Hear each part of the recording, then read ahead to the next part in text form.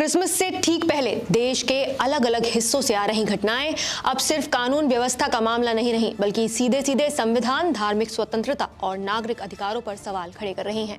छत्तीसगढ़ के रायपुर से लेकर उत्तर प्रदेश, दिल्ली और अब ओडिशा तक एक ही तरह का डर और दबाव लगातार सामने आ रहा है। एक तरफ रायपुर के मैग्नेटो मॉल में क्रिसमस की तैयारियों को लेकर हंगामा और तोड़फोड़ हुई, तो दूसरी तरफ उत्तर प्रदेश के बरेली में चर्च के बाहर हनुमान चालीसा का पाठ कर विरोध जताया गया।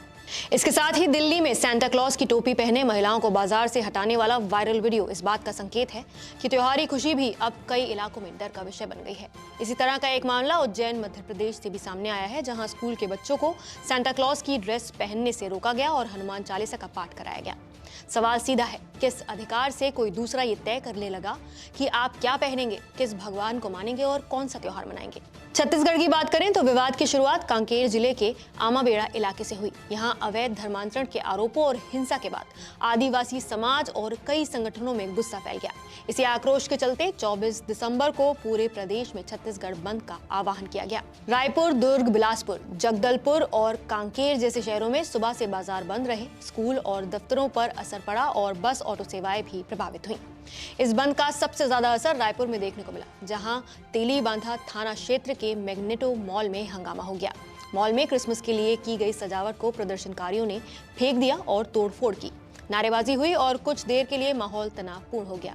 पुलिस मौके पर पहुंची और स्थिति को संभाला, लेकिन पुलिस का कहना है कि मॉल प्रबंधन की तरफ से अब तक कोई लिखित शिकायत नहीं आई है, लेकिन शिकायत मिलने पर जांच और कार्रवाई की जाएगी।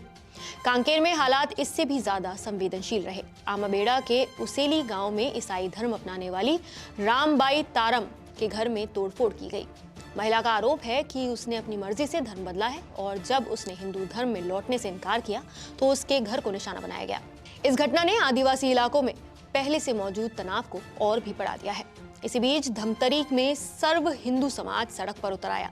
यहाँ आक्रोश रैली निकाली गई, जिसमें धर्मांतरण और प्रशासन के खिलाफ नारे लगाए गए। रैली एसडीएम कार्यालय पहुंची, जहां मुख्यमंत्री के नाम 5 स्तरीय मांगों का ज्ञापन सौंपा गया।